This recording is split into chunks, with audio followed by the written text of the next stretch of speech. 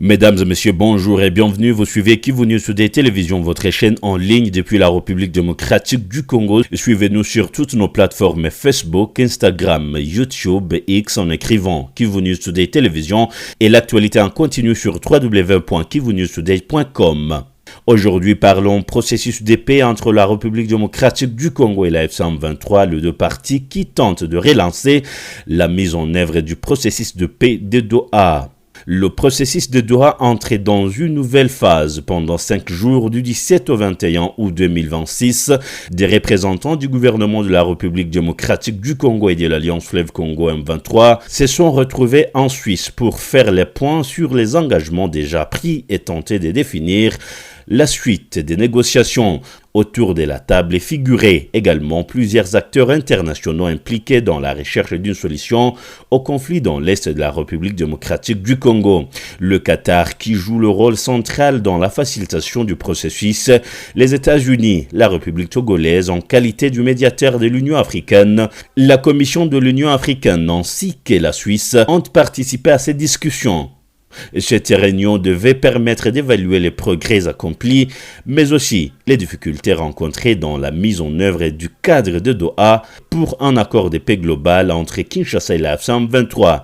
Cet accord cadre avait été signé à Doha le 15 novembre 2025. Parmi les principaux points abordés figure l'opérationnalisation du mécanisme élargi conjoint de vérification plus. Les parties ont salué les avancées réalisées, notamment la mise en place du secrétariat de cette structure, appelé à jouer un rôle dans le suivi de la vérification des engagements liés au cessez-le-feu.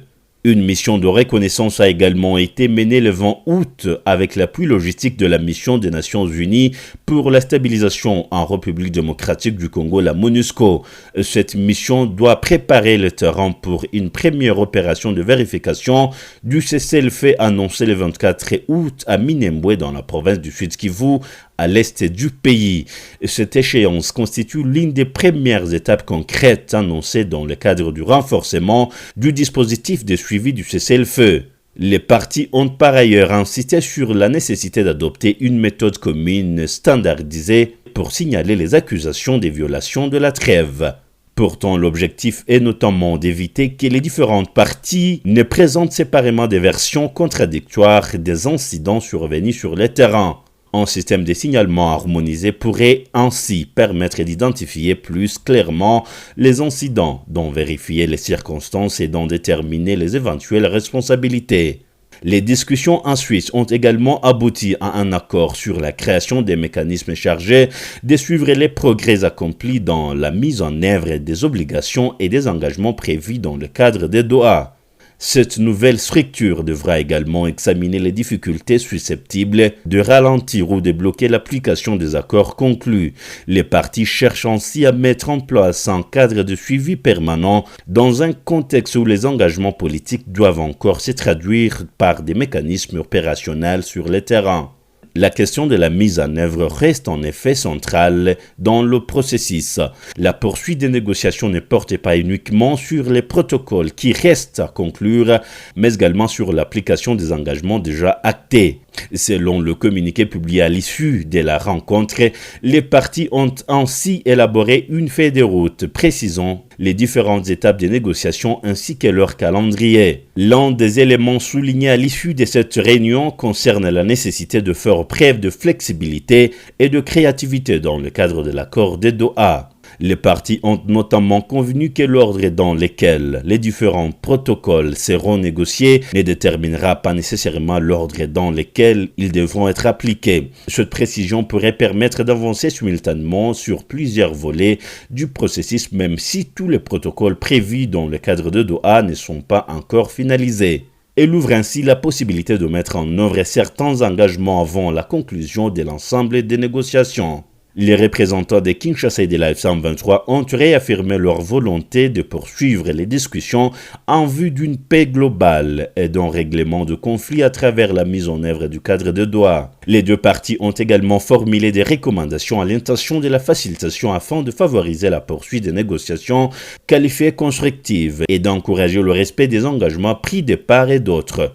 La réunion des Suisses confirme également l'implication de plusieurs partenaires internationaux dans le processus. Le Qatar, les États-Unis, le Togo, la Suisse et la Commission de l'Union africaine restent associés aux efforts visant à faire progresser les discussions entre le gouvernement congolais et la F-123. Les représentants des deux parties ont exprimé leur gratitude à ces différents acteurs pour leur soutien aux efforts de paix et de stabilité dans l'est de la RDC et dans la région de Grand Lac. Mais au-delà des déclarations diplomatiques de la mise en place de nouveaux mécanismes, le principal défi reste désormais la traduction des engagements politiques sur le terrain. Première mission de vérification du cessez-le-feu prévue le 24 août à Minembwe sera, à ce titre, particulièrement suivie. Elle pourrait constituer un de premiers tests pour le mécanisme annoncé à l'issue de la réunion en Suisse. Pour les parties engagées dans le processus de Doha, l'enjeu est désormais de transformer la succession des accords, des protocoles et des réunions en avancées concrètes. Et c'est la fin de cette analyse sur le processus de Doha sur Kivu News Today Télévision, votre chaîne en ligne depuis la République démocratique du Congo. Merci à vous de nous avoir suivis. L'actualité continue sur toutes nos plateformes Facebook, Instagram, YouTube, Facebook, X en écrivant Kivu News Today Télévision. Ne ratez pas surtout l'actualité locale, nationale et internationale sur notre site internet www.kivunewstoday.com. Kivu News Today. TV est un média en ligne indépendant basé en République démocratique du Congo, dont la mission est de fournir une information fiable, rapide, équilibrée et accessible à tous, à travers un journalisme professionnel, rigoureux et responsable. Notre rédaction couvre les événements majeurs qui façonnent la RDC, la région des Grands Lacs, l'Afrique et le reste du monde.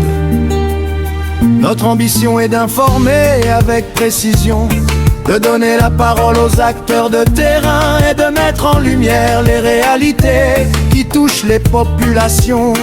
Chaque jour, notre équipe de journalistes, correspondants et collaborateurs suit de près l'actualité politique, sécuritaire, économique, sociale, diplomatique, judiciaire, sanitaire, culturelle, sportive et environnementale, afin d'offrir une couverture complète des événements.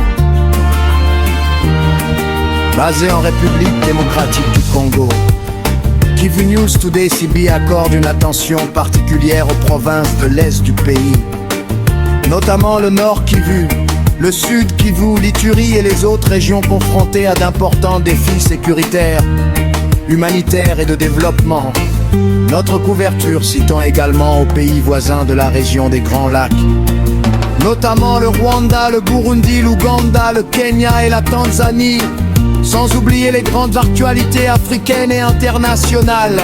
Grâce aux technologies numériques, Kivu News Today TV informe son public en temps réel à travers des articles, des reportages, des interviews, des analyses, des vidéos, des directs et des contenus multimédia adaptés aux nouvelles habitudes de consommation de l'information. Notre objectif est de rapprocher les citoyens de l'actualité, où qu'ils se trouvent dans le monde. Notre ligne éditoriale repose sur des valeurs essentielles: la crédibilité, l'impartialité, la vérification des faits, l'indépendance éditoriale, le respect de l'éthique journalistique et la recherche permanente de la vérité. Nous croyons qu'une information de qualité contribue à renforcer la démocratie, la bonne gouvernance et la participation citoyenne. Kivu News Today TV s'adresse aussi bien aux populations locales qu'à la diaspora congolaise, aux décideurs, aux chercheurs, aux partenaires internationaux, aux organisations humanitaires et à toute personne souhaitant comprendre les enjeux de la République démocratique du Congo et de la région des Grands Lacs. Au-delà de l'information quotidienne, notre média ambitionne de devenir une plateforme de référence pour tous ceux qui recherchent une couverture sérieuse, équilibrée et professionnelle de l'actualité congolaise et régionale. Nous mettons en avant les initiatives positives, les défis du développement, les questions de paix et de sécurité, les innovations, ainsi que les voix des communautés souvent peu représentées dans les médias internationaux. Ces objectifs sont également présentés sur les pages officielles du média. Rejoignez notre communauté. Restez connectés à l'actualité en continu en vous abonnant à toutes nos plateformes numériques. Kivu News Today. Kivu News Today. Kivu News Today. Kivu News Today. Kivu News Today. Kivu News Today. Retrouvez également toutes nos informations, nos reportages exclusifs et nos analyses sur notre site officiel Kivu News Today. Kivu News Today.